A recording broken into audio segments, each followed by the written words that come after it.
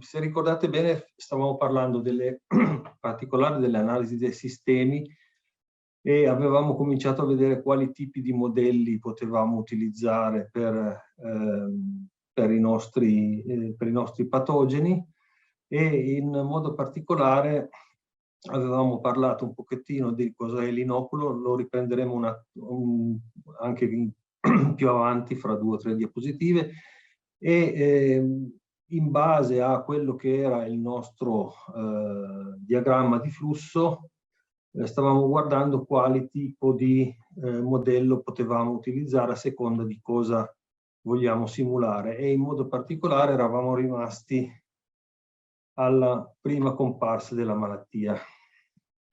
Prima comparsa nel caso delle malattie fungine è praticamente la comparsa dei sintomi sulle foglie, perché la malattia ovviamente comincia quando le spore arrivano sul nostro tessuto suscettibile, poi germinano, formano gli appressori, il micelio cresce e poi compaiono i sintomi, e questo è quello che noi vediamo fisicamente sulle nostre piante quando andiamo a fare il monitoraggio. Poi ovviamente ci saranno, a seconda del tipo di malattia, la formazione di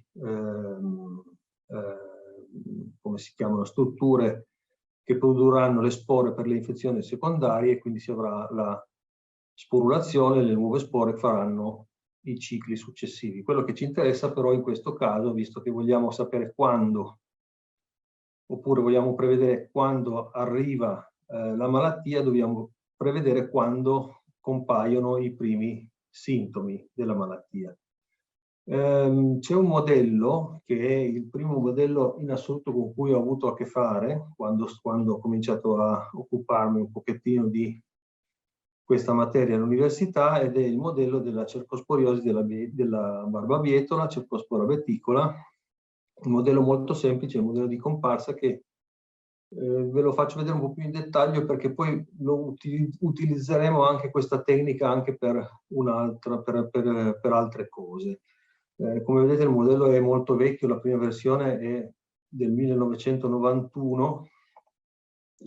E che cosa si è fatto, cosa abbiamo fatto? Innanzitutto la base di dati erano dati di comparsa della cercosporiosi in campo, 5 anni, 1980-85, e questi dati praticamente venivano così ordinati. Veniva fatta una sommatoria della temperatura con base 5 gradi centigradi, perché 5 gradi centigradi è il minimo di sviluppo per la cercosporiosi della barbabietola. Questa sommatoria termica dal 1° gennaio è parallela anche la sommatoria dell'umidità relativa, in questo caso maggiore del 60%, sempre dal 1° gennaio. Questa era la base di dati. I campi erano praticamente tutti in provincia di Piacenza. Cosa succede con questi dati? Questi dati sono stati ordinati in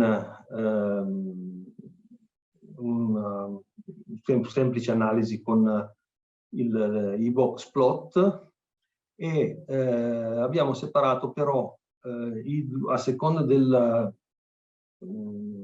dell'ammontare dell'umidità relativa in anni secchi e anni umidi. Qui vediamo praticamente rappresentata la sommatoria termica dei dati di comparsa dal 1° di gennaio, espressi come gradi giorno in questo caso. Praticamente cosa viene rappresentato? Cosa posso vedere in quel box plot? Cosa mi dice? Praticamente mi dice che il primo valore che io trovo, il minimo quindi rappresentato nel box, è il primo campo infetto, perché corrisponde alla sommatoria termica in cui io ho trovato per la prima volta la cercospora in campo. e il massimo mi dice praticamente quando tutti i campi sono infetti, ossia in questa, diciamo, regione qui che io ho indicato con questo circolino. Se io vado a fare un monitoraggio trovo tutti i campi con sintomi di cercosporiosi. Quindi di fatto con questo box plot, se vi ricordate l'avevamo già fatto in una delle lezioni precedenti, possiamo trasformare questi valori in percentili di distribuzione. Trasformando i valori in percentile, quello che otteniamo sono due curve o due, sì, curve, non è proprio corretto, diciamo due, come si può dire, due rappresentazioni di questo tipo. Regioni umide e regioni secche. Il percentile a questo punto che cosa mi rappresenta? Mi rappresenta in realtà, io posso dire, trasformare questo percentile e dire questa è la percentuale dei campi infetti. E qui vedete praticamente nelle regioni umide, che sono quelle più favorevoli alla prima comparsa, la malattia compare, ovvero il primo, diciamo i primi sintomi compaiono dopo circa 1000 gradi giorno. Nelle regioni secche andiamo verso i 1090 gradi giorno di temperatura, e poi chiaramente l'andamento dipende un po' da come sono disposti i percentili. Quindi di fatto cosa possiamo fare? Facendo la somma delle temperature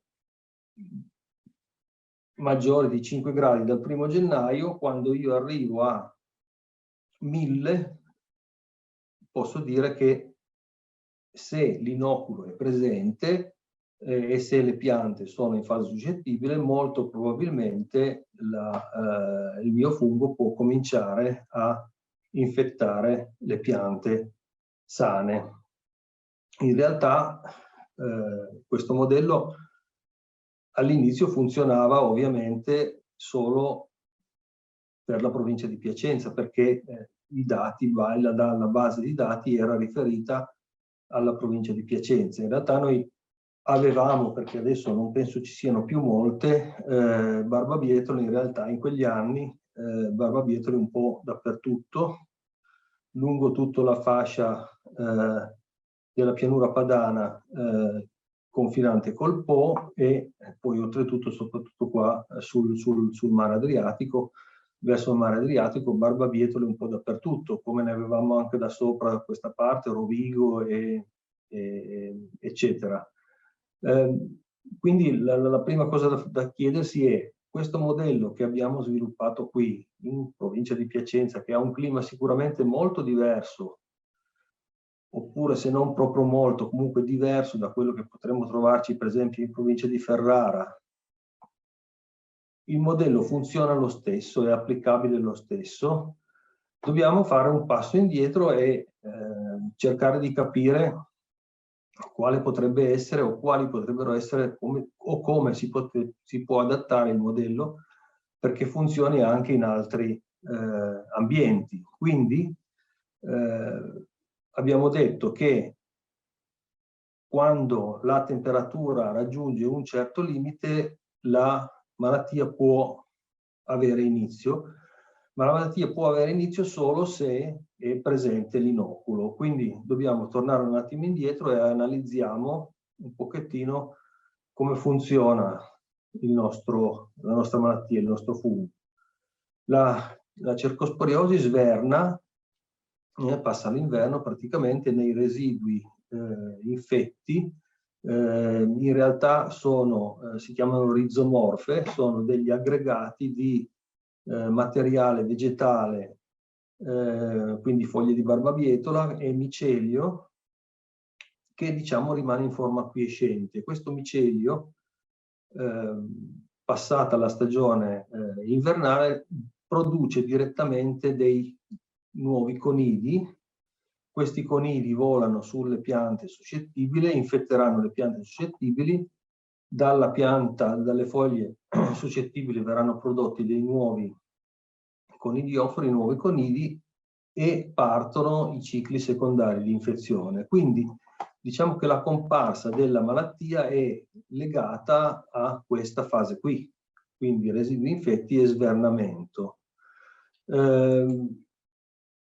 Io vi faccio vedere adesso una fotografia che ho fatto ad ottobre 2006, questa non è Italia e Germania, però si vede benissimo quello che c'è da vedere. Vedete qui praticamente una pianta di barbabietola.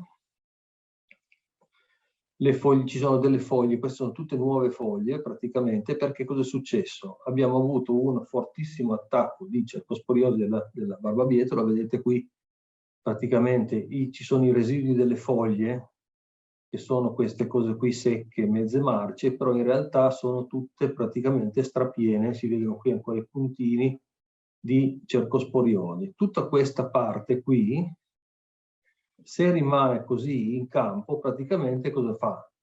Diventa una fonte di inoculo per le infezioni dell'anno successivo, perché soprattutto in zone in cui c'è una coltivazione molto intensiva di bietola, quindi i campi non distano molto uno dall'altro, i conidi che verranno prodotti da questi residui voleranno facilmente al campo vicino dove ci sono le nuove barbabietole. Quindi, a seconda di quello che succederà in questa fase, nella fase di svernamento, io ho una comparsa, diciamo, precoce o una comparsa tardiva della malattia, perché ho più inoculo oppure meno inoculo. Avevamo visto che si poteva stimare la presenza o assenza dell'inoculo o la pericolosità dell'inoculo con questi, chiamiamoli cosiddetti criteri agronomici, ossia abbiamo questi fattori. Abbiamo visto che, come dicevamo, la prevalenza della coltura nell'area geografica molto alta, avremo un rischio elevato di malattia, perché essendoci più coltura ci sarà probabilmente più malattia, quindi più possibilità di svernamento e quindi più precoce sarà l'infezione. Medio alta, medio bassa e bassa. Altre parametri sono la rotazione. Abbiamo visto la monocoltura, anche questo chiaramente ha un rischio elevato, perché oltretutto l'inoculo rimane proprio sul campo in cui arriveranno le nuove bietole. Man mano che ci allontaniamo, ovviamente il rischio diminuisce. Lavorazione del terreno, chiaramente se io lavoro il terreno, tutti quei residui di foglia con le rizomorfe di cercospora verranno interrate e quindi di fatto l'inoculo si riduce moltissimo. In questo caso cosa si fa? Si stima praticamente, in base ai dati di comparsa delle altre regioni,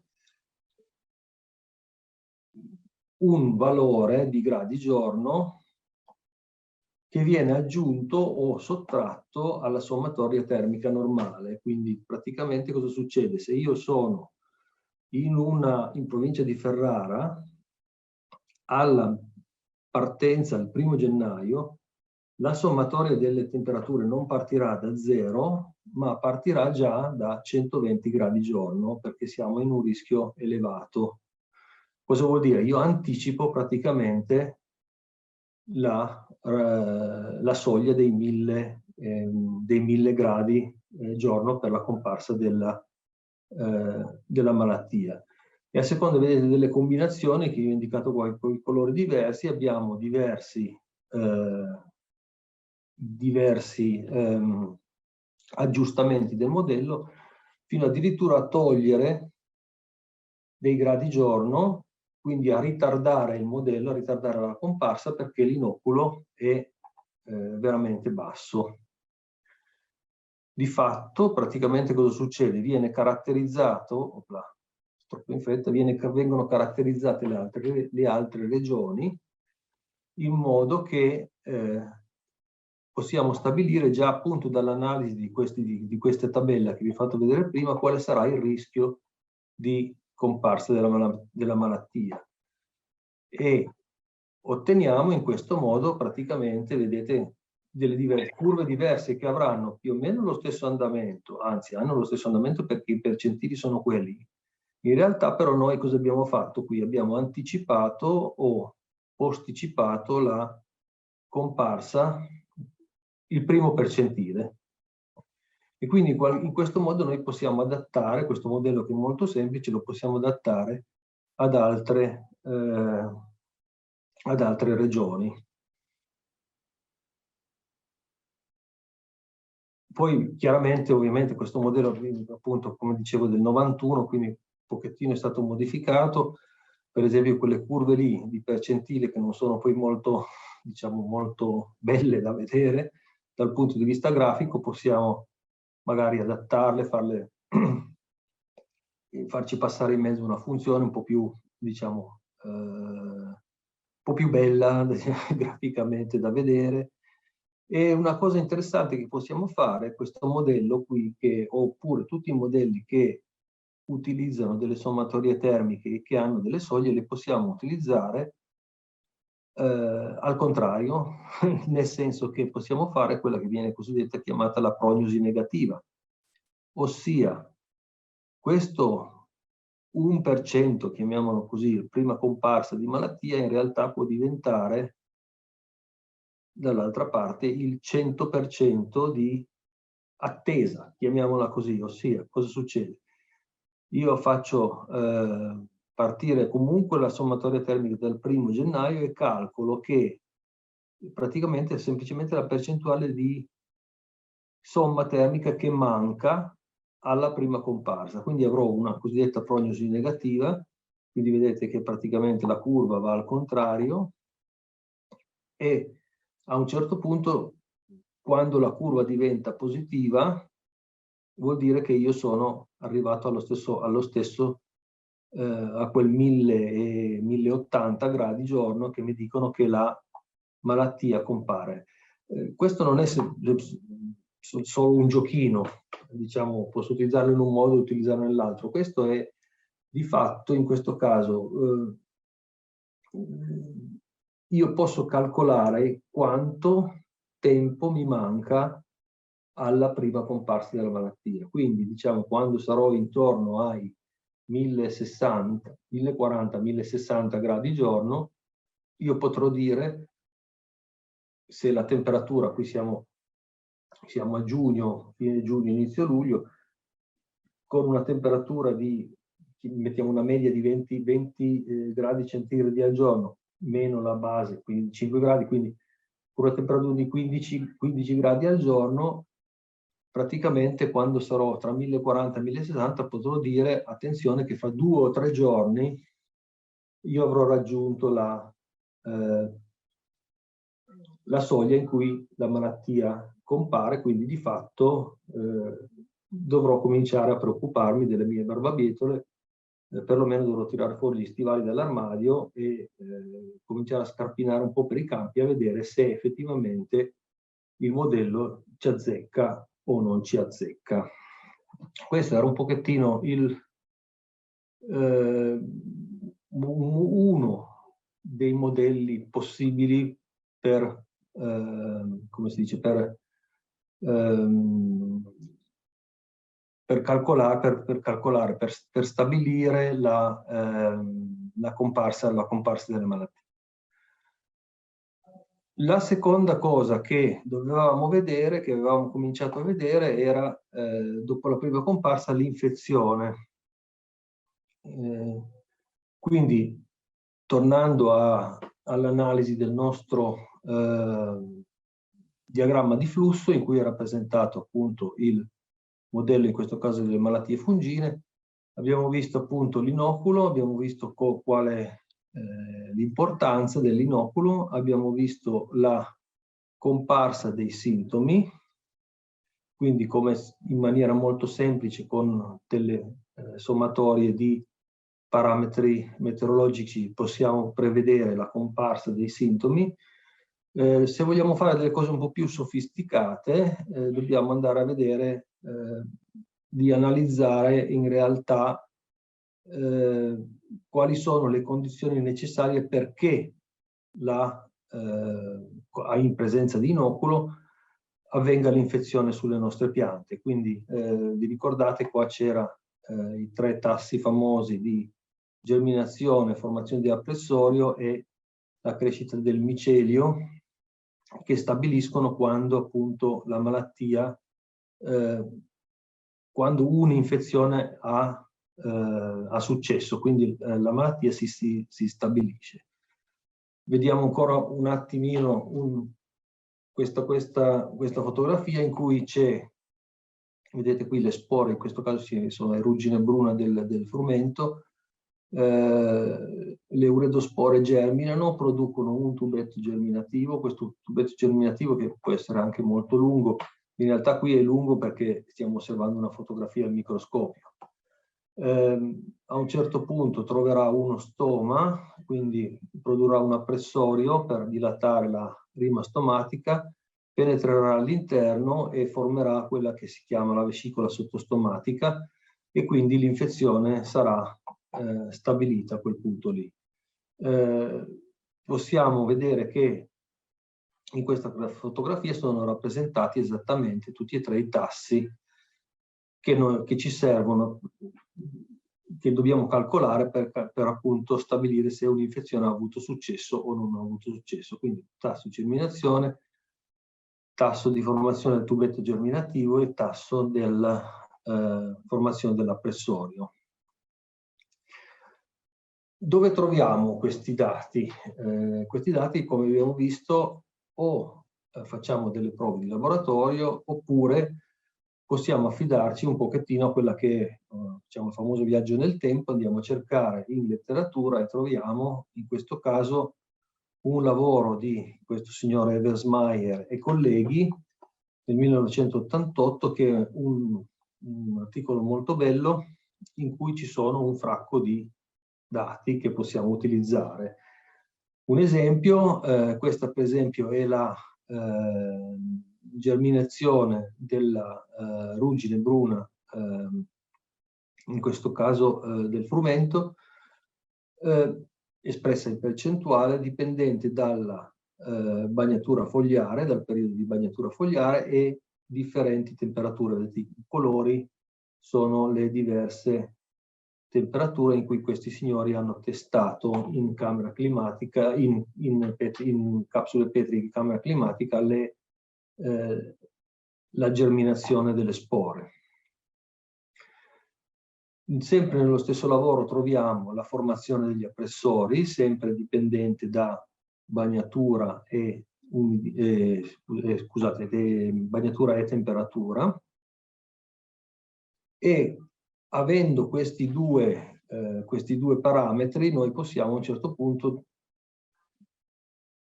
fare un modello, cioè nel senso che possiamo calcolare con questi dati un tasso di germinazione oppure un tasso di formazione degli appressori dipendente dalla bagnatura fogliare e dalla temperatura. Abbiamo visto già che possiamo calcolare per quanto riguarda la bagnatura fogliare il tasso con una funzione, una logistica, una Gompers o quello che volete. Io qui in questo caso con il collega che ha poi fatto il lavoro, questa tesi di laurea in Germania, abbiamo usato una funzione di Richard, che se vi ricordate bene è quella che praticamente è molto flessibile e che comprende tutte le altre funzioni a seconda dei parametri che utilizziamo.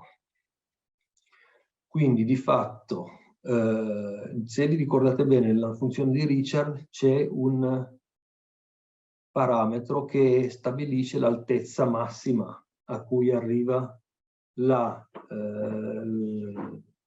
mio parametro, quindi la germinazione o la formazione dell'appressorio, e l'altezza massima, se vi ricordate bene, determina quella curva campana. Quindi da una parte avevamo l'andamento a sigmoide e dall'altra parte avevamo l'andamento a campana. Quindi io vado a sostituire questo y ottimale con il tasso calcolato in base alla temperatura. Quindi di fatto alla fine il tasso della temperatura lo calcolo con una funzione di beta, una funzione beta complessa, vado a sostituirla e il tasso temperatura bagnatura fogliare sarà uguale a tutta questa pappardella qua che è l'effetto temperatura moltiplicato l'effetto bagnatura fogliare. Questa è la tabella dei coefficienti. Vediamo che praticamente, se vi ricordate, la cosa importante da vedere non è soltanto il coefficiente di determinazione, il nostro R quadro, che in questo caso è molto buono, dobbiamo andare a vedere la significatività dei parametri. Vediamo che qui in questo punto c'è un parametro che non è significativo, ed è il parametro n, che è il parametro della curva beta. In questo caso lo possiamo però, diciamo, accettare, mentre vedete che per gli appressori tutti i parametri sono significativi, quindi possiamo tranquillamente accettarli. La rappresentazione grafica in questo caso sarà questa qui, e vediamo che qui c'è rappresentata la germinazione in percentuale dipendente dall'umidità, dal periodo di bagnatura fogliare e dalla temperatura. E vediamo, lo vediamo anche meglio qua in quest'altra figura qui, dove è rappresentata la formazione degli appressori, che da un lato abbiamo la curva sigmoide. Ecco, adesso qui si muovono questi cosi qui perché ho fatto delle animazioni strane. Allora la curva sigmoide, vedete, praticamente, e dall'altro lato, quando io vado a analizzare il tasso, dipende dalla temperatura, avrò la famosa campana. Allora, come collego due tassi in uno solo? Questo è interessante perché abbiamo visto appunto, in questo caso abbiamo un tasso di germinazione e un tasso di formazione di appressori. Come faccio a collegare? In realtà ce ne sarebbe ancora un terzo, se vogliamo, volendo vedere, ma per il momento occupiamoci di questi due. Come faccio a mettere in relazione questi due tassi? Allora, praticamente noi dobbiamo prendere questi due fattori che hanno influenza su una variabile, R, tasso dipendente da temperatura, e tasso, per esempio, dipendente dalla bagnatura fogliare, da combinare in un tasso temperatura e bagnatura. Quindi posso usare, che è la cosa più usata, la legge del fattore limitante. Quindi si sceglie il minimo fra i due valori. Per esempio, se il tasso di calcolato dalla temperatura è minore del tasso calcolato dalla bagnatura fogliare, l'effetto limitante è la temperatura, quindi il tasso sarà quello riferito alla temperatura. Al contrario, se il tasso della temperatura è maggiore del tasso della bagnatura fogliare, l'effetto limitante sarà la bagnatura, quindi il tasso sarà rappresentato da quello calcolato con la bagnatura fogliare. Oppure posso fare la media dei tassi, quindi il tasso temperatura bagnatura fogliare sarà uguale alla somma dei due tassi diviso 2. Oppure ancora posso usare una distribuzione di probabilità. Cioè praticamente viene calcolato in questo modo la somma dei due tassi meno la moltiplicazione dei due tassi.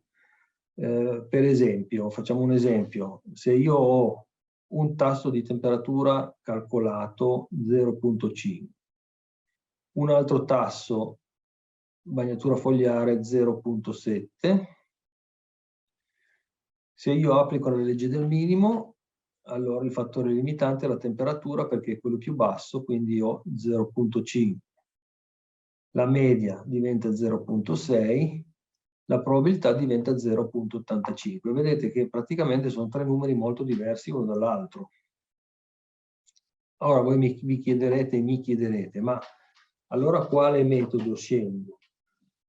E io vi dirò, dipende. In questo caso bisogna fare delle prove, si prende una serie di dati che utilizzeremo per fare la cosiddetta calibrazione del modello, cioè praticamente bisogna vedere con quale di questi valori, con quale di queste combinazioni di valori il mio modello darà le performance migliori. In questo caso io potrò poi dire scegliere, allora va bene, utilizzo il minimo, utilizzo la media, utilizzo la probabilità. E questa cosa è anche interessante perché dimostra come io possa usare il modello indipendentemente dal, diciamo, dal suo scopo primario, che è quello di fornirmi un'informazione riguardo all'andamento, alla comparsa della malattia, ma la posso anche utilizzare un pochettino per giocare a vedere cosa succederebbe se modificassi questi parametri, come sarebbe l'andamento della malattia. Abbiamo visto che praticamente quindi noi possiamo utilizzare questi tassi per calcolare la probabilità di infezione. Prima avevamo visto che nel nostro diagramma i tassi erano 3. A questo punto però, diciamo, quando io non ho i dati a disposizione, non ho un signor Eversmeyer che mi fa tutte queste belle prove, oppure io non ho la possibilità di fare queste prove in laboratorio, posso fare qualche cosa di diverso, posso cercare di, diciamo, sintetizzare i 3 tassi che erano la germinazione, la formazione da pressorio e sviluppo del micelio, in uno solo, che in questo caso chiamo infezione, probabilità di infezione, non più tasso di infezione, ma probabilità di infezione. E vedremo adesso perché probabilità e non tasso. Allora, cosa succede praticamente? Io posso, torniamo un attimino a questo disegno perché è quello che un pochettino ci guida. Diciamo che quello che voglio sempre riprodurre in questo caso non è tanto la comparsa dei sintomi, ma è questa fase qua, cioè dalla spora, germinazione, formazione da pressorio e riuscita dell'infezione. Ma in realtà quando un'infezione è riuscita cosa produce? Produrrà dei sintomi, quindi praticamente dalla spora germinata alla comparsa dei sintomi sono inclusi di fatto i 3 tassi che abbiamo visto, quindi crescita del tubetto germinativo, appressorio e crescita del micelio.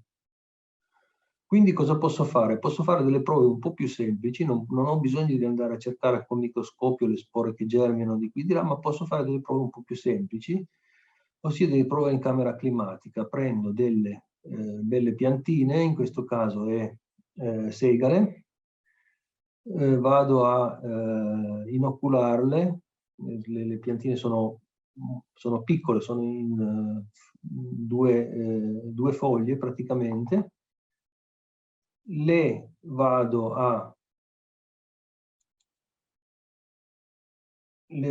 a inserire in queste specie di ambienti isolati che saranno molto umidi, perché questo è plastica praticamente, quindi vado a mettere poi questi contenitori in camera climatica a temperatura costante, faccio un test 5 temperature per 6 durate di bagnatura fogliare e alla fine della fiera cosa vado a calcolare? Vado a contare il numero di lesioni per giorno. Quando compare la malattia vado a prendermi qui le foglioline, vedete, sono tutte marcate le foglie, e vado a contare il numero di pustole che compaiono ogni giorno. E cosa ottengo? Ottengo che un grafico di questo tipo, asse delle X giorni della comparsa delle lesioni, asse delle Y il numero delle lesioni, e vediamo che praticamente a seconda della temperatura e delle ore di bagnatura, io ho un andamento diverso del numero di lesioni. Scusate, la temperatura è costante a 20 gradi, chiedo scusa. Quello che varia è praticamente la bagnatura fogliare. Cosa possiamo fare? Una volta che abbiamo fatto questa prova con temperatura costante e diversi periodi di bagnatura, facciamo più o meno la stessa prova, però lo facciamo per 4 regimi di temperatura costante e per 7 periodi di bagnatura fogliare, e otterremo sempre comunque un grafico simile a quello che abbiamo visto prima. Praticamente a seconda del periodo di bagnatura il numero massimo di lesioni raggiunto sulle nostre foglie. A questo punto possiamo anche qui fare un modello in cui, diciamo, noi vogliamo fare non più un tasso, ma vogliamo prevedere il massimo numero di lesioni dipendente dal bagnatura fogliare. Sarà di nuovo sempre la stessa procedura, quindi la funzione di Dirichlet per quello che riguarda la bagnatura fogliare, la funzione beta per quello che riguarda la temperatura e la combinazione delle due funzioni per avere il grafico tridimensionale. Quindi di fatto questi sono i parametri. E che cosa ottengo? Ottengo un grafico di questo tipo, quindi numero di lesioni dipendente dalla bagnatura fogliare e dalla temperatura, che a questo punto io posso andare a mettere qua in mezzo, perché il numero di lesioni, cioè quello che trovo qua sotto, dipende dalla bagnatura fogliare e dalla temperatura, però a partire da questo punto qui. Quindi di fatto io mi sono risparmiato di trovare i dati per modellare i singoli, diciamo i singoli tassi, e con uno solo ho praticamente fatto tutto. Perché? Perché io trasformo questo numero di lesioni praticamente in una curva normalizzata, ossia questo 1200, che è il numero massimo di lesioni, io lo metto come 1, quindi ottengo una curva normalizzata e quindi ottengo una probabilità di infezione. Perché probabilità di infezione e non tasso di infezione? Perché il tasso matematicamente è riferito sempre a una percentuale, cioè io avrei dovuto contare un numero esatto di spore, e da quel numero esatto di spore, quindi da 100 spore, vado a calcolare quante lesioni compaiono. In questo caso ho un tasso. In questo caso io non ho un numero esatto di spore perché ho fatto un'inoculazione artificiale, quindi avrò usato dalle 30.000 alle 40.000 spore in sospensione e sono andato a contare un numero di lesioni. Quindi non è un tasso di infezione, ma una probabilità di infezione, che però posso utilizzare allo stesso modo in cui utilizzo un tasso di infezione. E vedete, io qui sono andato a pescare il signor Muhammad ibn Musa al-Skavarimsgmini, una roba impronunciabile, 780 circa, 850 circa avanti Cristo. Ed chi era questo signore? Un matematico, un astronomo, geografo persiano, che non è nient'altro, signori e signori, che il padre dell'algebra. Questo signore visse a Baghdad, presso la corte del califfo Mahmud, che lo nominò responsabile della sua biblioteca, che si chiamava anche la famosa Casa della Sapienza. Quando la gente era un po' più intelligente, per carità si ammazzavano anche loro, si facevano le guerre anche loro, però in realtà questi matematici studiavano e traducevano. Per esempio, questo signore è appunto famoso perché, diciamo che è il padre dell'algebra, perché raccolse materiale di tradizioni differenti, greca, indiana, siriaco-mesopotamica, e compilò un trattato dotato di sistematicità che divenne un punto di riferimento per lo sviluppo dell'algebra moderna.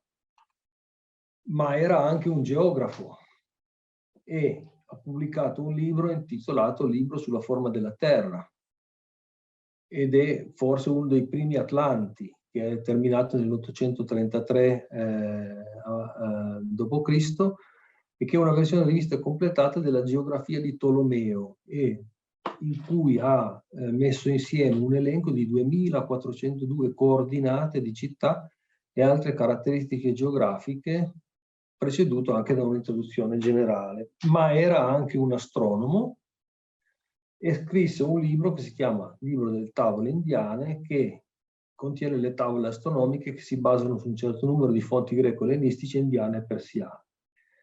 Il cratere lunare Al-Khwarizmi è dedicato a lui. Il nome di questo signore ha naturalmente dato origine al termine algoritmo e la sua opera al termine algebra. Quindi oggi ci occuperemo niente poco di meno che degli algoritmi. Riassunto breve delle puntate precedenti: avevamo visto le varie correlazioni, avevamo visto come si vanno a trovare i dati, abbiamo cominciato a fare alcuni modelli molto semplici partendo dall'analisi del sistema, quindi l'inoculo primario, la prima comparsa, i tassi di infezione, e adesso andiamo un po' più avanti e cominciamo a fare un pochettino di qualcosa di un po' più complesso, e prendiamo la nostra metropolitana per addentrarci in quella che sarà la costruzione dell'algoritmo, e partiamo in questo caso dalle malattie fungine. Io voglio fare un pochettino tutte e due le cose. Gli insetti li tratterò un po' più approfonditamente, le malattie fungine però mi piace comunque darvi degli spunti che poi magari potete approfondire poi più avanti. Malattie fungine, abbiamo già visto che partiamo comunque sempre dalla nostra analisi del sistema. Abbiamo visto cosa concerne l'inoculo, e adesso vogliamo fare che cosa? Vogliamo vedere di non solo andare a modellizzare dei pezzettini, diciamo, di questa analisi del sistema, ma vogliamo avere un modello completo. Un modello completo cosa vuol dire? Un modello che sia in grado di riprodurmi praticamente una curva di malattia. E quindi partiamo, e diciamo, la base della modellistica, praticamente la base di praticamente di quasi tutta l'epidemiologia vegetale, la botanica, la cosiddetta epidemiologia botanica, è senz'altro il modello di Van der Planck. Questo signore, Edwin Van der Planck, è stato forse il primo epidemiologo che ha cominciato a occuparsi di modelli previsionali per le malattie delle piante. Lui era sudafricano, in realtà ha cominciato in Sudafrica e poi si è trasferito in Olanda, e gli ultimi anni li ha passati all'Università di Wageningen, ed ha lasciato in eredità uno forse dei poli migliori o di concentrazione migliore di epidemiologi che esistano ancora in Europa, che è appunto l'Università di Wageningen in Olanda.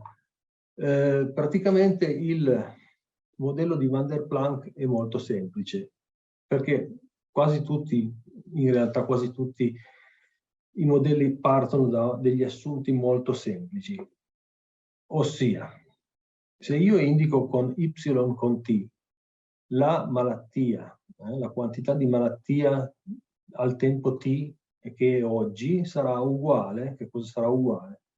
Alla malattia al tempo T-1, quindi a quello che era ieri, più un delta Y di I, più una quantità che viene prodotta tra ieri e oggi. Questa quantità che è prodotta tra ieri e oggi da cosa dipenderà? Dipenderà dalla malattia che c'era comunque ieri, moltiplicato un tasso di infezione. Moltiplicato un tasso di infezione, perché io moltiplico il tasso di infezione e praticamente ottengo la nuova quantità di malattia.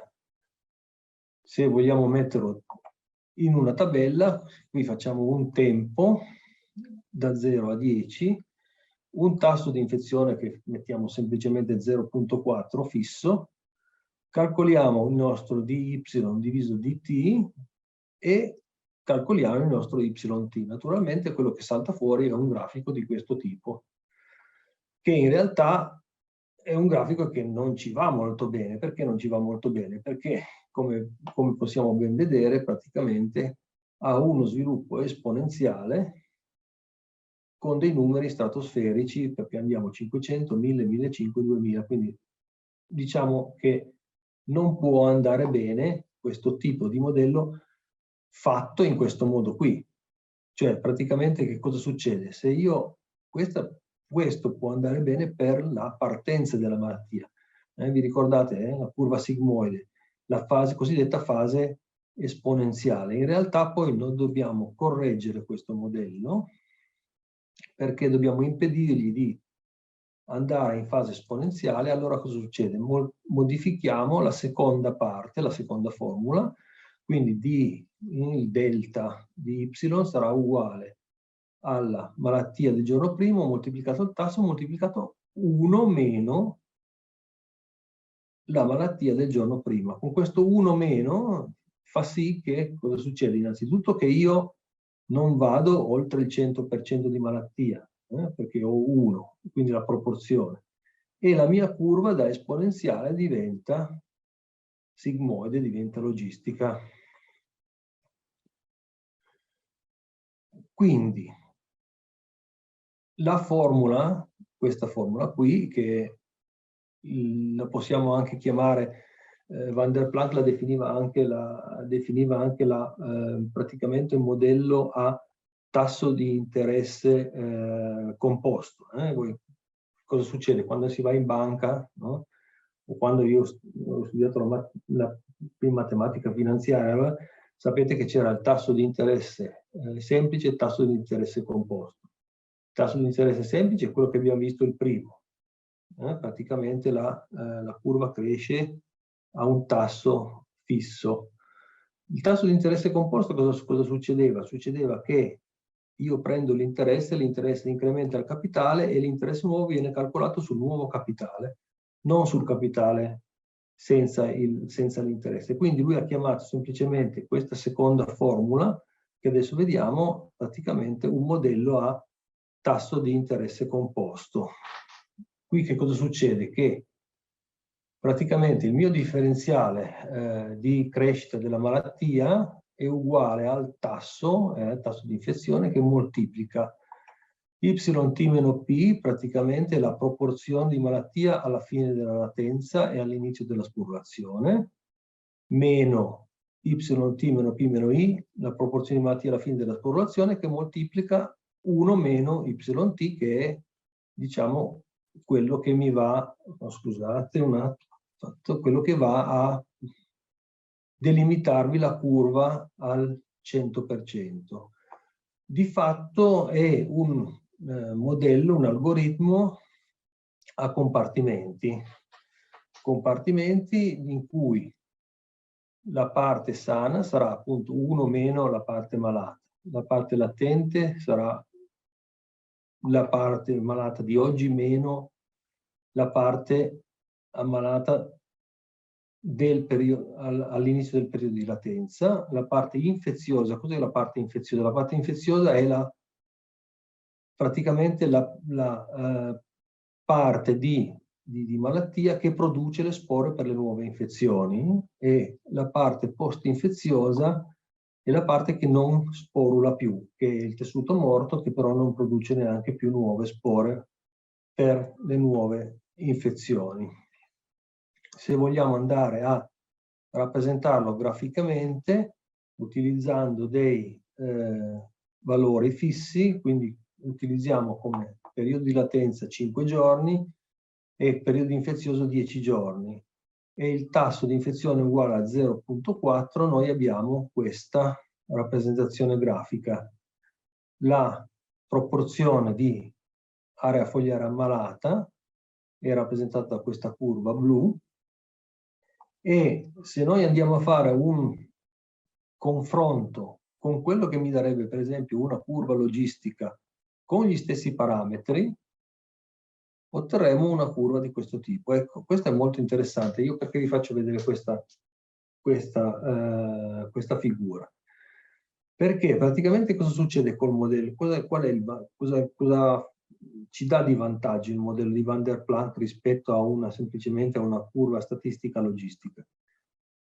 Il modello di Van der Planck produce quello che in natura si chiama appunto ritardo.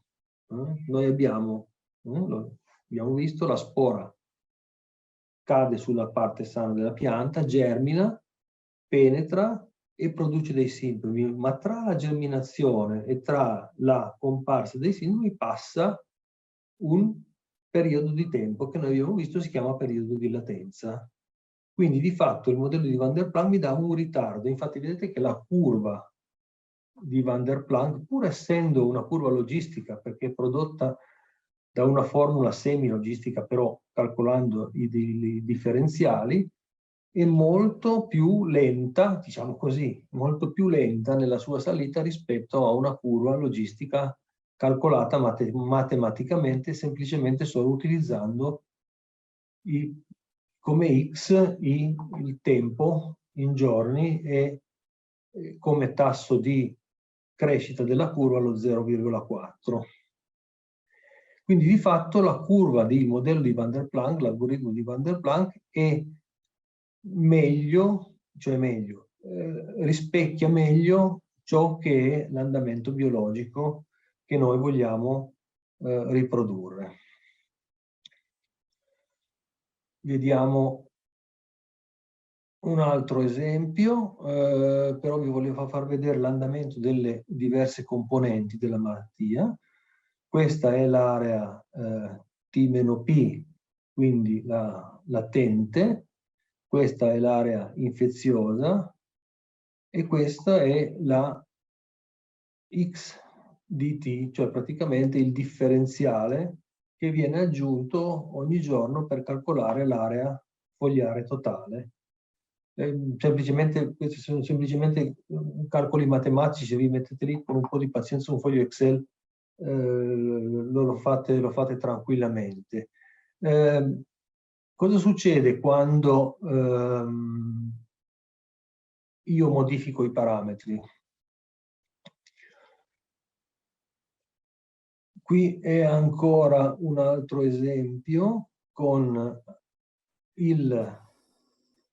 la latenza 5 gradi e il periodo infezioso, scusate, 5 giorni, il periodo infezioso 5 giorni. Vedete che praticamente quando il periodo infezioso è uguale al periodo di latenza, la malattia è più bassa. Vi ricordate prima la malattia con il periodo infezioso 10 giorni la curva era qui, adesso la curva è qui. Perché succede questo? Perché cosa vuol dire? Vuol dire che praticamente una volta che sono comparsi i sintomi, vengono subito prodotte le spore, ma poi la lesione non produce più nuove spore. Quindi di fatto abbiamo meno parte infeziosa, quindi meno malattia che si somma alla malattia precedente. Quando invece il periodo infezioso è più lungo del periodo di latenza, abbiamo più area infeziosa, quindi la curva salirà più rapidamente. In questo caso vediamo per esempio, se io vado a mettere, ecco, vediamo qui, periodo di latenza 5 giorni, infezioso 5 giorni, e questo invece è il periodo di latenza 5 giorni, il periodo infezioso è 100 giorni. Vedete come praticamente la curva salga molto più velocemente rispetto alla curva che abbiamo visto prima. Vi faccio semplicemente vedere un esempio, perché chiaramente qui, scusate, no, poi lo tradurrò in italiano, in tedesco, però si capisce abbastanza. Praticamente se questi sono i tassi, o meglio, chiamiamola la probabilità di infezione che avevamo calcolato prima, dipendente dall'umidità, dalla bagnatura fogliare e dalla temperatura, questa sarà la curva che io ottengo utilizzando il modello di Van der Planck. Quindi di fatto questo algoritmo è uno dei più semplici ed è quello che possiamo utilizzare per la maggior parte delle malattie fungine. Una evoluzione del modello di Van der Planck è il modello con equazioni differenziali. Abbiamo visto il modello di Van der Planck, una derivazione del modello di Van der Planck e una derivazione che in realtà possiamo utilizzare per tutti i modelli epidemiologici, non solo quelli delle malattie delle piante, e l'uso delle equazioni differenziali. Che cos'è un'equazione differenziale? Allora, il termine, io ve lo spiego molto, cerco di spiegarvelo molto alla buona, perché è un argomento di analisi matematica e sinceramente non sarei in grado di spiegarvelo come un professore di matematica, quindi ve lo spiego un pochettino a modo mio.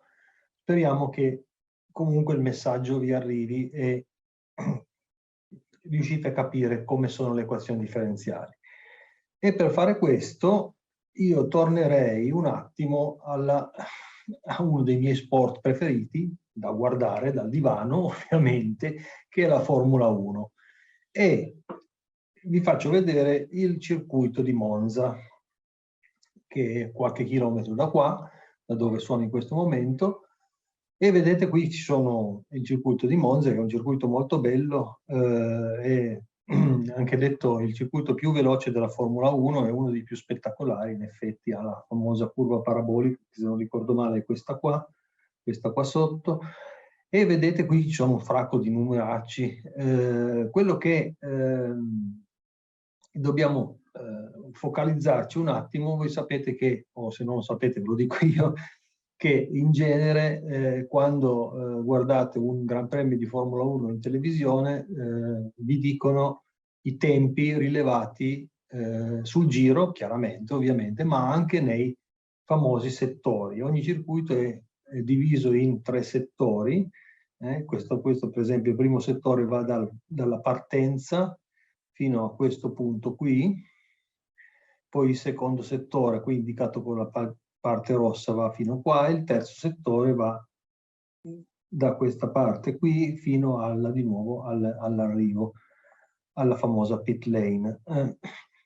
E vedete indicati qua praticamente i tempi medi di percorrenza dei settori, i tempi più veloci in questo caso. Il primo settore viene percorso con una media viene percorso in 26,8 secondi, il secondo settore in 27,8 secondi e il terzo settore, dove andiamo? È finito il T3 è qua, eccolo qua, in 27,3 secondi. Quindi, e sul giro vedete il giro record, che se non ricordo male è il giro di Barrichello, 1 minuto 21 secondi e 9 centesimi, quindi praticamente molto rapido. Il circuito intero è 5 km e qualche cosa. Allora, praticamente, primo settore, secondo settore, terzo settore. Se noi vogliamo fare che cos'è un'equazione differenziale? Innanzitutto, un'equazione differenziale è un'equazione in cui l'incognita dell'equazione, per esempio, pensate a un'equazione molto semplice, a più b, y uguale a più b per x, l'equazione lineare. L'equazione differenziale praticamente è un'equazione in cui l'incognita, quindi la x, non è un semplice numero, ma è una funzione di quel numero. Quindi praticamente se io volessi fare semplicemente il t totale, cioè praticamente totale del giro è uguale a tempo impiegato per percorrere il primo settore più il tempo impiegato per percorrere il secondo settore più il tempo impiegato per il terzo settore. Ma in realtà il tempo impiegato per percorrere un settore da che cosa dipende? Dipende da come è fatto questo settore. Perché, vedete, il primo settore non è, c'è un bellissimo rettilineo, ma è lungo solo 1 chilometro, poi c'è una chicane, poi c'è una curva e termina con un altro, a metà di un altro rettilineo abbastanza lungo. Quindi di fatto cosa succede? Quelle che sono indicate qui sono le velocità e la marcia. Quindi si partirà per il rettilineo, arriviamo a una velocità massima di 335 km/h in settima marcia. Poi dobbiamo bruscamente frenare, questa curva rossa indica la frenata, bisogna frenare, si arriva in seconda marcia e a 80 km/h si percorre la chicane, per poi riaccelerare e arriviamo a metà curva a una velocità massima di 290 km/h in sesta marcia, per poi accelerare ancora e entrare nel secondo settore di nuovo a 335 km/h in settima marcia. Quindi vedete che praticamente che cosa abbiamo fatto? Semplicemente così a parole ho descritto un sistema di equazioni differenziali. Perché? Perché abbiamo detto tra T0 e T1 ci servono 26,8 secondi. La distanza sono 1 chilometro, quasi 2 chilometri, 1921 metri.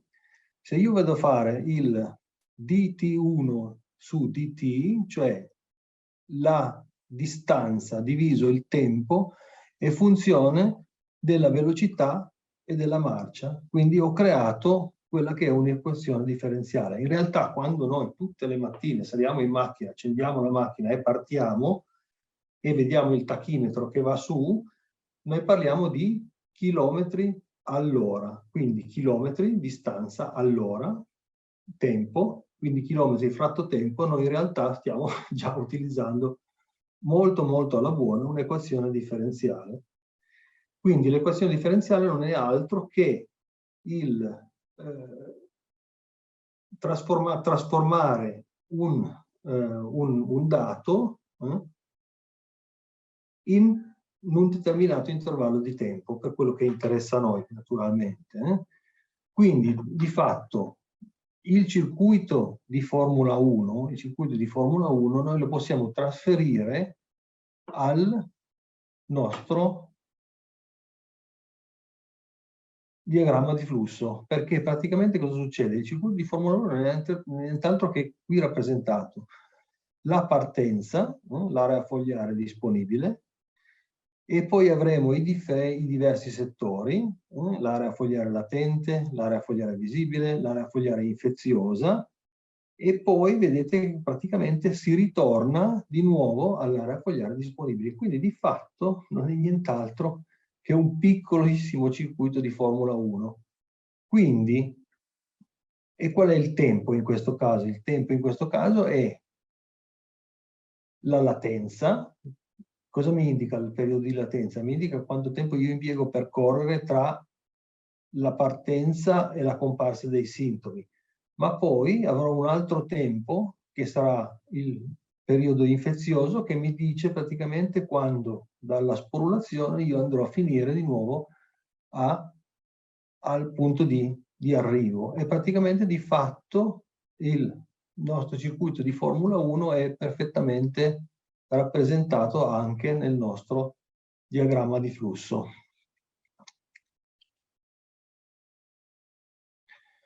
Ora, in parole povere, per calcolare, una volta le equazioni differenziali in realtà servono per calcolare i cosiddetti integrali, cioè praticamente un integrale è una formulaccia che ci permette di fare il calcolo, di calcolare la famosa equazione differenziale. In realtà ci sono dei metodi un po' più semplici per calcolare l'andamento della malattia senza usare l'integrale, perché l'integrale matematicamente non è sempre risolvibile e anche biologicamente non è proprio il non plus ultra come si dice, per rappresentare un processo biologico. Ma in realtà noi, se torniamo indietro un attimo a quello che era il modello base di Van der Planck, vedete che dy, cioè la quantità di malattia, diviso dt, cioè il tempo di sviluppo, non è nient'altro, se noi andiamo a vedere rappresentato su questo grafico, di delta y è la differenza tra i due punti e delta t è la differenza, cioè delta y è la malattia, prendiamo questo punto qui, malattia di, prendiamo questo, scusate, malattia di oggi, malattia di ieri, e delta t oggi, ieri, quindi il giorno di differenza. Quindi quando io vado, se io sono in grado di calcolare tutti questi delta y, praticamente la mia malattia finale non sarà nient'altro che la somma di tutti questi delta y. E delta y, ovviamente, delta y su delta t è un'equazione differenziale. Quello che vi faccio vedere adesso è una delle possibili varianti di questo di modello a equazione differenziale, ed è il cosiddetto HILIR Epidemic Model. Lo lascio in inglese perché poi è in inglese. Ce ne sono anche di più semplici. Innanzitutto cosa significa? H sono classi di area fogliare, in questo caso, nel nostro caso. H è healthy, in inglese sana, L è latente, I infeziosa e R post-infeziosa, in inglese viene chiamata anche removal, cioè non più in grado di sporulare. La formula base è comunque sempre quella di Van der Planck, di y su dt uguale r per eccetera eccetera eccetera. In realtà il sistema di equazioni differenziali è un po' diverso, adesso le vediamo.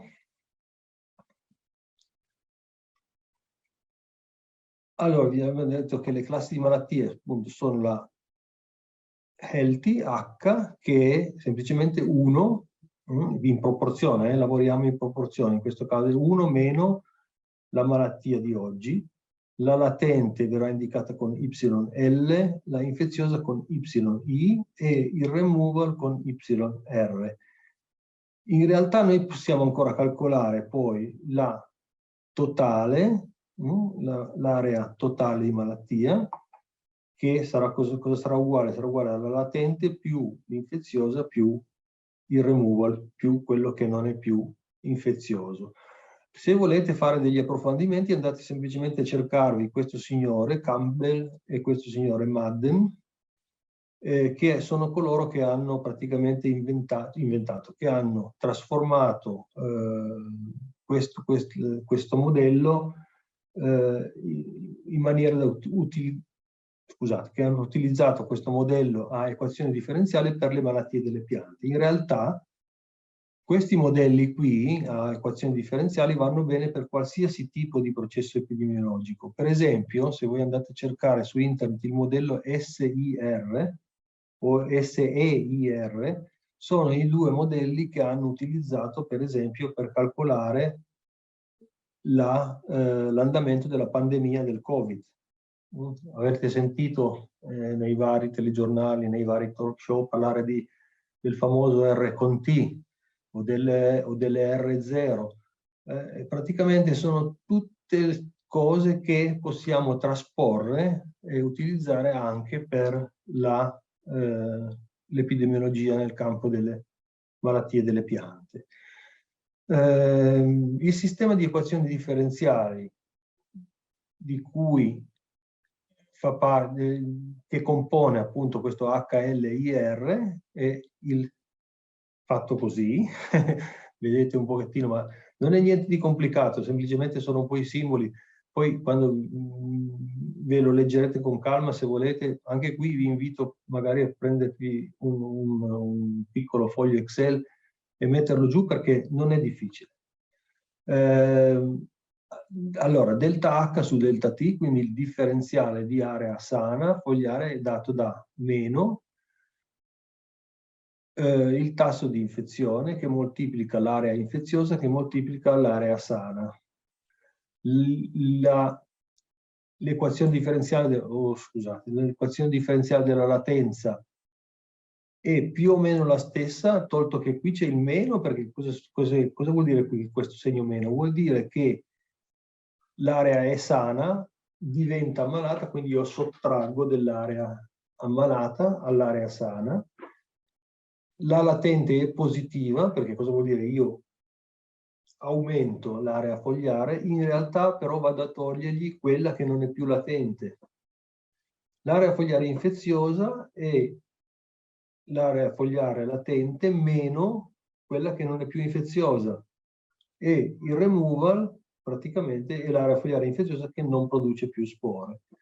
Da cui, una volta che io ho calcolato le 1, 2, 3, 4 equazioni differenziali delle 4 classi, posso ottenere l'andamento facendo semplicemente la somma. Quindi l'area fogliare, vedete, sana, sarà uguale all'area fogliare sana di ieri più il delta, in questo caso è più delta ma il delta è negativo, l'area fogliare latente è la latente di ieri più il delta di oggi, infeziosa di ieri più il delta infeziosa di oggi, removal di oggi uguale removal di ieri più il removal di oggi.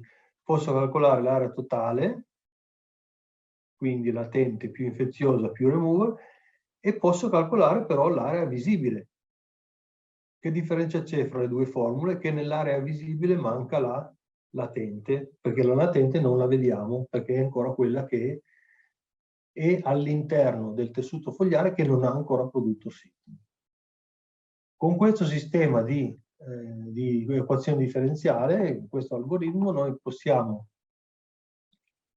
calcolare il modello, le diverse componenti, ecco, sono indicate in questo grafico, quindi qui avremo l'area fogliare latente, l'area fogliare infeziosa, l'area fogliare post-infeziosa, l'area fogliare totale e l'area fogliare sana. Vedete che praticamente cosa succede? Che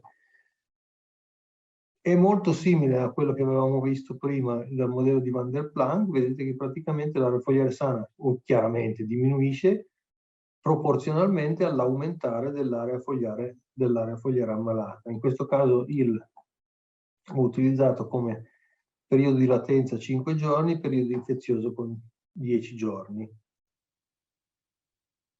Se noi lo andassimo, adesso le curve qui le vedete tutte belle regolari, perché io ho utilizzato dei tassi fissi.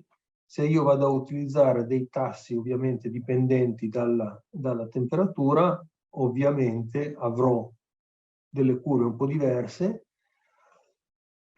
Quello che però mi interessa è che alla fine io arrivo sempre ad avere come modello finale la mia area fogliare ammalata. Questo è praticamente il modello che viene usato per quasi tutte le malattie delle piante policicliche.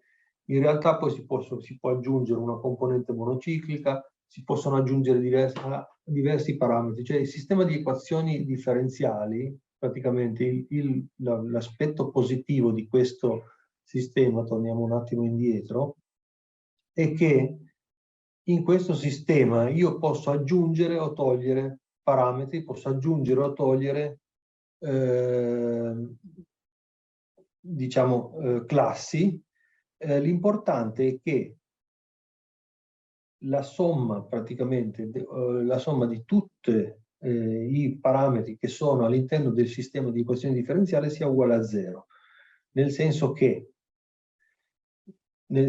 che praticamente se io vado a vedere per esempio il tasso di l'infezione, la probabilità di infezione entra negativa nella formula dell'area fogliare sana ed esce positiva, entra positiva nella latente, quindi negativo, positivo, 0. Se io vado a vedere tutti gli altri parametri, troverò sempre un valore negativo, per esempio qui la fogliare latente meno negativa, qui invece è positiva. Quindi questo termine negativo, questo termine positivo uguale a 0. Questo termine negativo, questo termine positivo uguale a 0. Quindi di fatto io posso aggiungere o togliere parametri a questo algoritmo. L'importante è che appunto il bilanciamento sia sempre 0.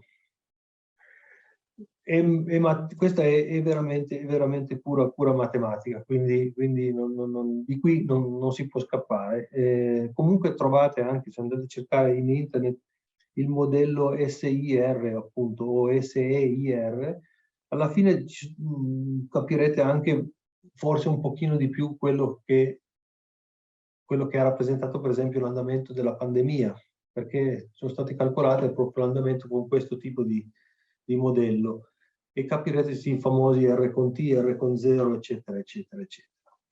Quello che mi interessa ancora farvi vedere oggi, cominciamo. Abbiamo visto i modelli, abbiamo visto 2 dei possibili modelli applicabili per le malattie delle piante. Vediamo cosa succede quando io voglio andare a fare dei modelli degli insetti che ci riguardano un po' più da vicino, perché l'argomento poi finale di queste lezioni sarà appunto un modello della cimice marmorizzata e della piralide del mais. Per quanto riguarda gli insetti, non parliamo più di equazioni differenziali, in realtà non parliamo più di epidemiologia in termini stretti, ma parliamo di dinamica di popolazione. E il primo modello che vi faccio vedere, cioè il primo possibile algoritmo che cercherò di spiegarvi, è il famoso ritardo variabile. Penso che ne avete sentito parlare. Ma per parlare del ritardo variabile cosa facciamo? Prima siamo andati nel circuito di Formula 1, invece adesso ce ne andiamo al supermercato.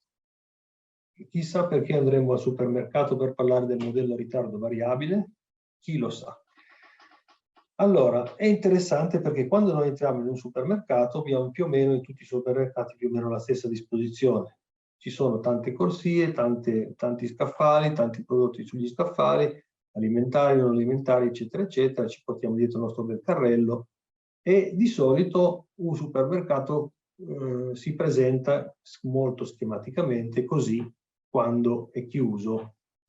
Abbiamo un'entrata, abbiamo un'uscita, abbiamo appunto gli scaffali con tutte le merci, i prodotti vari, e abbiamo le casse, perché purtroppo bisogna ancora pagare quando si va al supermercato prima di uscire. Cosa succede quando un supermercato entra?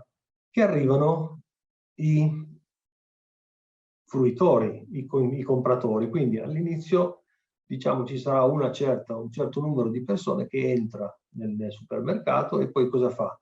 Ovviamente a seconda di che cosa ha bisogno o di che cosa non ha bisogno tante volte, ci sparge attraverso i vari settori del supermercato. Poi ci saranno delle persone che molto diligentemente hanno una bella lista compilata e quando sono alla fine della lista si avviano alla cassa ed escono velocemente. Ci sono delle persone tipo me che quando va al supermercato non ha la lista compilata e che si percorre un po' tutti gli scaffali e si compra un po' di tutto e un po' di più, spendendo così magari anche il doppio o il triplo di quello che spende uno con la lista. Comunque, vabbè, è un altro discorso.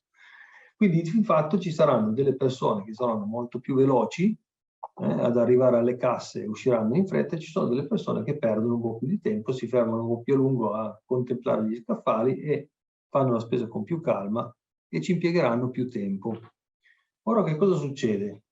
Succede questo, che praticamente esiste una teoria che si chiama appunto teoria delle code, che mi va a calcolare praticamente, detto in parole molto molto semplici, il numero di casse che io devo tenere aperte a seconda del numero di avventori, chiamiamoli così, o del numero di fruitori, di persone che c'è dentro il supermercato.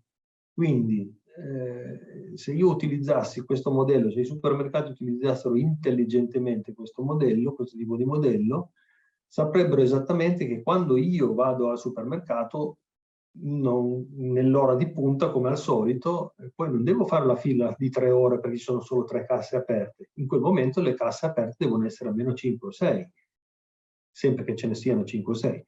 Comunque, di fatto, questo sistema matematico calcola praticamente in base al numero di presenze all'interno del supermercato quante casse io devo tenere aperte per avere il maggior comfort possibile per chi acquista la merce. Quindi devi fare per spendere meno tempo possibile alla cassa. In realtà questa teoria delle code è stata inventata da questo signore che si chiama Erlang Agner Karaup nel 1909, in cui in realtà lui l'aveva pensata diversamente. Lui l'aveva pensata perché per un altro settore, la teoria di probabilità e le conversazioni al telefono. Voi sapete che all'inizio si vede ancora in vecchissimi film, quando voi telefonavate, quando si usava il telefono la prima volta, in realtà non si aveva il collegamento diretto telefono-telefono, ma in realtà si passava attraverso il centralino, un operatore. Infatti uno telefonava, passava al centralino, che ne so, di Milano, il centralino di Milano ti collegava con il numero di Torino. Quindi c'era un operatore che al centralino spostava questi spinotti, alle volte si vedono nei film vecchi. E praticamente questo signor Erlang aveva calcolato, aveva inventato questo sistema per calcolare appunto quando c'era il numero massimo di telefonate nelle ore di punta e quanti operatori erano necessari per spostare questi famosi spinotti. In realtà la teoria delle code, che si chiama anche teoria dei servizi, è una branca della teoria della probabilità e della ricerca aziendale. Quindi è un esempio di matematica applicata, e purtroppo la matematica qui è necessaria. Cosa si occupa la teoria delle code? Dell'analisi appunto matematica dei sistemi in cui gli ordini vengono elaborati dalle postazioni operative e fornisce delle risposte a domande su variabili rilevanti, come per esempio stabilità del sistema di attesa, numero di clienti nel sistema, tempo di attesa, eccetera, eccetera. Quando voi per esempio telefonate, che ne so io, alla Lufthansa o a qualche altro, avete sempre il signore tempo di attesa e la musichetta che suona di sotto. Ecco, se appunto venisse applicato questa teoria, uno non dovrebbe star lì magari a mezz'ora ad aspettare che l'operatore ti risponda dall'altra parte. Poi vabbè, ci sono chiaramente altre variabili in gioco, eccetera, eccetera. Però insomma, di fatto la teoria funzionerebbe. Perché praticamente cosa succede? Succede che viene calcolato, per esempio, vediamo un po', se io andassi a prendere ipoteticamente il tempo di attesa alle casse, da 5 a 60 minuti e il numero di clienti a un determinato punto del giorno, se io vado a fare un grafico, io avrò che praticamente cosa succede? Che la maggior parte, in questo ipotetico tempo, in questo ipotetico giorno, praticamente la maggior parte dei clienti ha aspettato almeno 20 minuti alle casse. E ci sono quelli fortunati che in realtà hanno aspettato soltanto, no, scusate, i più fortunati 20 minuti, i meno fortunati hanno aspettato fino a 50 minuti, quindi 50 minuti di coda è abbastanza rilevante come periodo. Come passiamo dal supermercato come torniamo coi piedi per terra, come torniamo coi piedi nel nostro ambiente, nell'ambiente biologico, dal supermercato agli insetti? Facciamo anche qui un esempio. Prendiamo come esempio la Carpocaps del melo, uno dei primi modelli a ritardo variabile, quello della Carpocaps del melo, la Cidia pomonella. Cosa succede? Innanzitutto dobbiamo vedere come funziona il nostro insetto. Sverna in questa specie di rifugio di seta che si autoproduce negli anfratti della corteccia come larva di quinta generazione. poi succede che si impuperà, dalla pupa esce fuori un adulto che produrrà le uova, dalle uova saltano fuori larve di prima generazione che andranno sulle meline, si introdurranno nel frutto e nel frutto compiranno praticamente il loro sviluppo che si svolge attraverso 5 fasi larvali, e la L5 cosa farà? Uscirà dalla mela e, se siamo ancora in stagione, si impuperà e quindi darà origine a un adulto di seconda generazione che ripeterà il ciclo, oppure andrà direttamente a impuparsi per svernare. Ora voi mi direte, cosa c'entra tutto questo col supermercato? Torniamo un attimo al supermercato e cosa succede nel supermercato? Noi facciamo entrare i primi clienti. I primi clienti che entrano nel supermercato sono le nostre uova. Passerà un po' di tempo e le nostre uova si trasformeranno in larve. Passerà un altro po' di tempo e le larve diventeranno pupe e alla fine, all'uscita del supermercato, io avrò gli adulti. Quindi il nostro supermercato praticamente diventa il nostro ciclo dell'insetto. Quindi vedete che praticamente al nostro ciclo di insetto io posso applicare questo modello a ritardo variabile. Ma ancora meglio diventa se io separo i supermercati e faccio un supermercato solo per gli adulti, un supermercato solo per le uova, un supermercato solo per le larve e un supermercato solo per le farfalline. Quindi di fatto cosa succederà? Le farfalline entreranno nel supermercato e dal supermercato usciranno le uova. Le uova entrano al supermercato e dalle uova usciranno le larve entrano al supermercato e usciranno le pupe entrano al supermercato e usciranno le farfalline. E tutti questi stadi passeranno attraverso le casse, quindi come degli normali clienti avremo delle farfalline che entreranno nel supermercato e si perderanno tra gli scaffali perché non hanno la lista della spesa, e avremo delle farfalline più veloci che arriveranno alle casse, quindi usciranno delle uova più velocemente rispetto delle altre, e lo stesso discorso vale per le altre fasi. Quindi avremo quello che si chiama un ritardo. In altre parole, in un altro schema, questo Time Varying Distributed Delay Model, TDDM, funziona così. Noi abbiamo una scatola che è uno stadio, stadio in questo caso c'è un errore, scusate, stadio K, e in questa scatola ci sarà un certo numero di individui a un certo tempo T. Cosa succede? In questa scatola avremo degli ingressi e delle uscite. Per esempio, entreranno delle uova e usciranno delle larve. Entrano gli adulti, escono le uova, come ho fatto vedere prima, il supermercato. Praticamente ogni supermercato è uno stadio. In realtà cosa ci dice questo modello?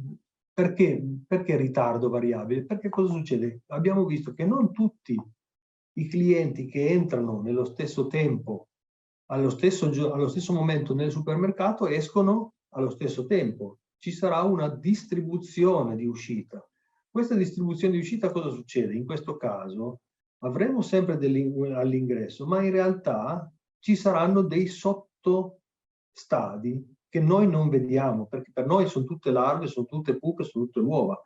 In realtà avremo diversi sottostadi di sviluppo. Quindi avremo diversi sottostadi di sviluppo, quindi ci saranno delle uova che si svilupperanno più velocemente, quindi avremo prima delle larve, ci saranno delle pupe che si svilupperanno più velocemente, quindi usciranno prima delle farfalline, e altre che ritarderanno, quindi ritardo variabile perché varia a seconda dello stadio, ma la conclusione è sempre la stessa. Abbiamo un ingresso e abbiamo un'uscita. Quello che ci interessa calcolare praticamente è cosa succede dentro questa scatola.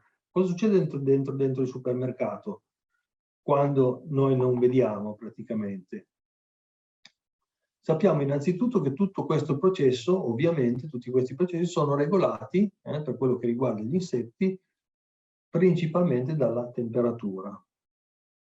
Quindi, se noi andiamo a vedere qual è la formulaccia per calcolare il flusso di uscita da uno stadio, è questa qua. Trovate maggiori informazioni se andate a prendervi questo Manage, che è quello che ha fatto uno dei primi modelli a ritardo variabile applicati alla biologia. Ma poi ci sono dei lavori in Italia, mi sembra di Severini, insomma, poi magari vi metterò anche qualche altro riferimento di letteratura. Comunque, allora, il flusso di uscita al tempo t più 1, il flusso di uscita al tempo t più 1 sarà uguale al flusso di uscita al tempo t più questo h diviso del, che moltiplica tutta questa pardella qua. La cosa più importante che che vi dovete ricordare praticamente è che in questa formula la cosa importante è che il t è sempre il tempo, l'R con H è il tasso di sviluppo, K è il numero di stadi, questa formula viene naturalmente calcolata per ogni stadio fisso, chiamiamolo così, diciamo così, fisso nel senso che è o una pupa o una larva o un uovo.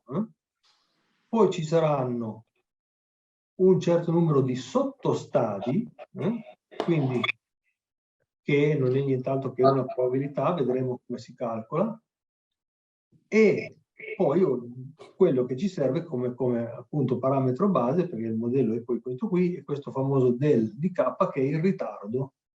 Questo ritardo dipende dalla temperatura, quindi più veloce, temperatura ottimale, sviluppo più veloce, temperatura subottimale, sviluppo più lento, ma vedremo come si può calcolare.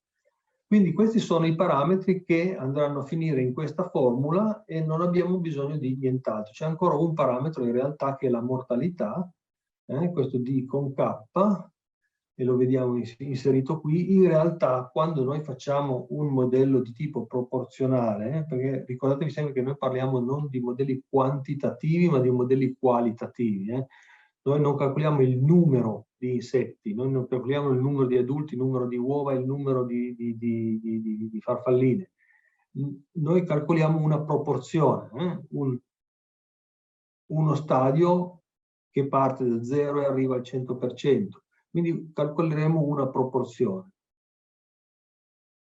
Quindi la mortalità in questo caso diciamo che ci interessa relativamente, infatti entra nel modello a ritardo variabile ma non gioca un grandissimo ruolo. La cosa più importante da capire, da calcolare al momento è il famoso parametro H. Che cos'è il parametro H? È quel numero di sottostadi, cioè quanti praticamente in proporzione, sempre naturalmente, sottostadi ci servono per arrivare a completare il ciclo. Quindi se io vado a prendere le uova, per esempio, quanti sottostadi di uova devo percorrere per arrivare alla larva? E in questo caso, nel modello a ritardo variabile, si usa la distribuzione gamma. La distribuzione gamma è una distribuzione di probabilità continua che ha come casi particolari la distribuzione esponenziale chi quadrato. In realtà quello che ci interessa, noi lo guardiamo un attimino così, e come è fatta questa distribuzione.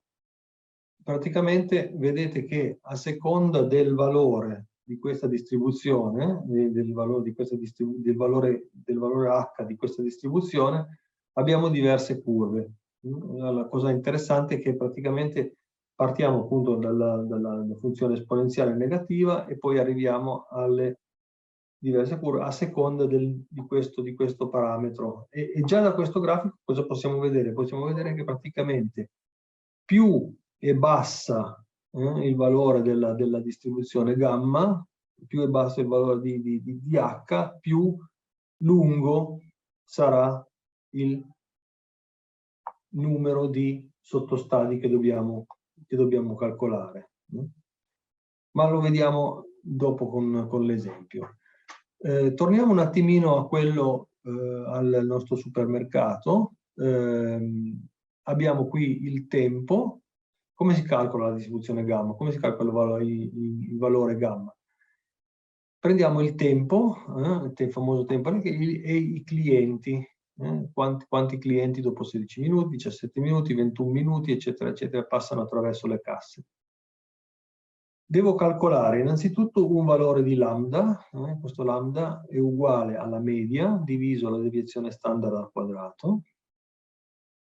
Calcolerò un valore beta che è uguale a 1 diviso lambda, e dal valore di lambda io ottengo il valore di praticamente il valore beta non è nient'altro che la mia valore gamma. Il numero intero, naturalmente, in questo caso calcolo il lambda, 32 sono la media del tempo, scusate, la deviazione standard del tempo 16.121 al quadrato, 0.123, valore beta uguale 8. Se vogliamo andarlo a rappresentarlo graficamente, questo è il grafico che avevamo visto prima, praticamente la nostra distribuzione gamma sarà fatta in questo modo qua, così. In realtà questo ci serve solo per calcolare appunto il numero di sottostadi invisibili che mi portano alla fine ad ottenere lo sviluppo completo dello stadio. Il secondo parametro di cui ho bisogno è il tasso di sviluppo. Io qua in questa pagina ho semplicemente messo alcuni riferimenti di letteratura per quello che riguarda la Cidia comunella, perché ci sono un sacco di dati in letteratura. Il tasso di sviluppo l'avevamo già visto, se vi ricordate lo si calcoliamo con una funzione di Brière. Quindi andiamo a prendere la nostra funzione di Brière, che è questa qua, parametro P che moltiplica la temperatura, che moltiplica temperatura meno la minima, cardinale, che moltiplica la massima meno la temperatura, elevato un altro parametro. Se vi ricordate abbiamo questa situazione, questi sono i nostri dati presi dalla letteratura, tasso di sviluppo, quindi 1 diviso giorni, e questa sarà la nostra funzione di Brière, dalla quale possiamo anche andare poi a calcolarci l'optimum, che però diciamo ci serve relativamente in questo caso. Quindi abbiamo calcolato il numero di sottostati, abbiamo calcolato il tasso di sviluppo. Cosa ci serve ancora? Ci serve ancora il parametro del, il famoso ritardo. Da cosa viene rappresentato questo ritardo? Il ritardo praticamente che cos'è? Io vado a prendere le mie larve e vado a vedere quanto tempo ci impiegano a impuparsi, a delle pupe. Praticamente cosa succede? Io ho in questo caso anche qui un tempo diverso, perché ci saranno, se io prendo 100 larve, passerà un certo numero di tempo, una certa quantità di tempo, e avremo le prime pupe. C'è un'altra quantità di tempo, altre pupe, eccetera, eccetera, eccetera, fino ad avere tutte pupe. In questo caso il mio parametro del, mio parametro ritardo, è uguale a 1 diviso il tempo.